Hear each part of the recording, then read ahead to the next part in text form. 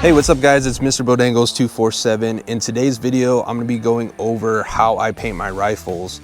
Now, the whole reason behind painting a rifle is to break up that all black signature. Now, if you guys look behind me, you'll see a lot of greens and browns, and an all black rifle is not gonna fare too well in that environment. All right, so I'm gonna walk you through the process of how I painted this rifle step by step, and hopefully by the end of this video, you guys can go out there, paint your rifles, and blend in with your surroundings. So now without further ado, let's get into the video.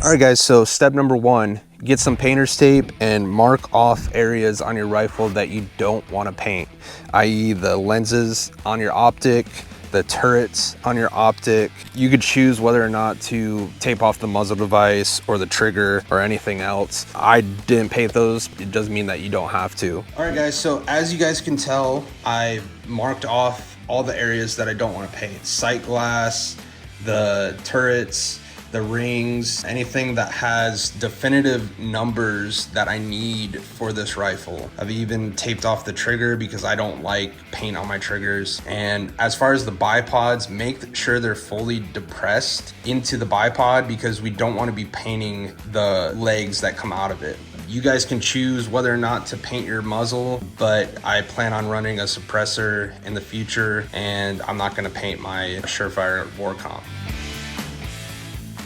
All right guys, step number two, you're gonna take a flat khaki and spray your rifle 2 times with this. We're gonna layer it up 2 coats on this, and this is gonna be our base layer for the whole entire paint process.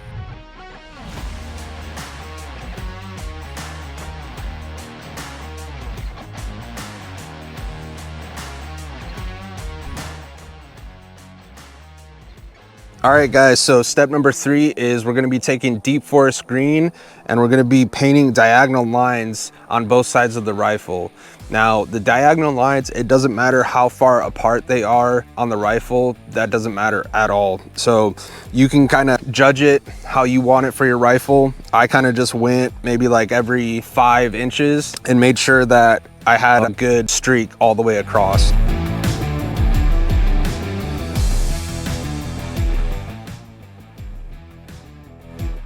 All right guys, so for step number 4, once you have the diagonal lines done, you're gonna take a sniper's veil, or if you have like one of those laundry bags that have the hexagonal little patterns on it, you can use that as well.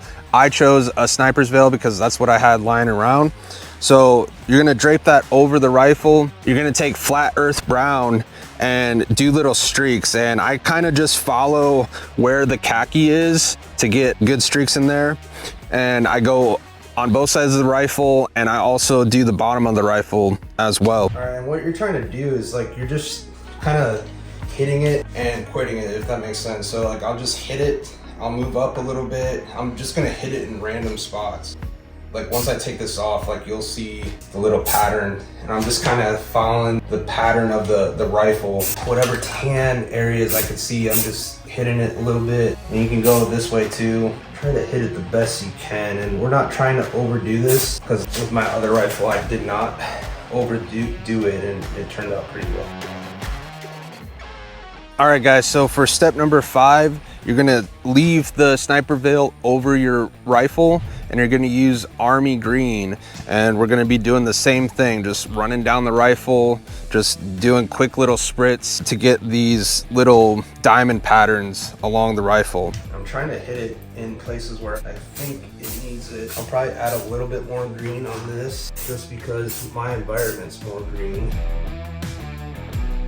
All right guys, for the last step, you're gonna take a sea sponge, you're gonna cut it into a $1/2 size, and with the brown and the army green, what you're gonna do individually is do little splotches all over your rifle. Now, it's really important to note, don't forget about the underside of your rifle. As you can tell, like, you know, I didn't forget, but that's one of the most neglected areas I've noticed with people painting, is they forget about the bottom of their rifle. Now, if you have somewhere at home where you guys can hang up your rifle and do this process, it'll make life a lot easier.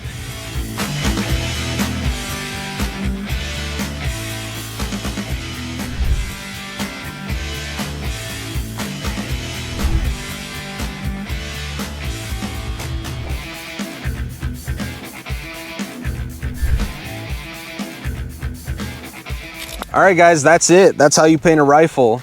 Now, I hope all you guys found this video to be helpful and useful, and I hope each and every one of you goes out there, paints your rifle, and starts blending in with your surroundings.